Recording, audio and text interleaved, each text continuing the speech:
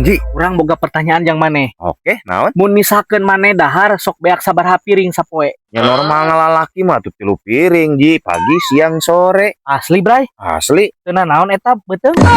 Usus teu naon? Dah aing mah teu ngadar sebelah Lambung aman? Heeh, selagi urang ngadaharan telada, 3 piring ge aman. Teu naon tapi teu nyeri. Henteu. Bisaan maneh, Bray?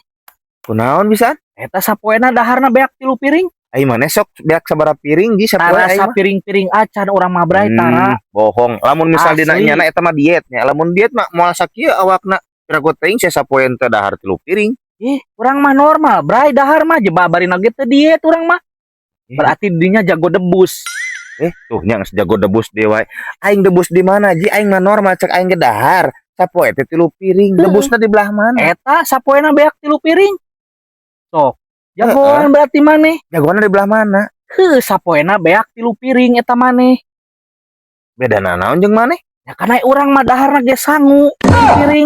Kan urang tadi nanya naon, "Bray, amun dahar maneh sapoe beak sabaraha piring?" 3 piring. Berarti nu di dahar ku maneh piring. Ayo di dahar mah sangu.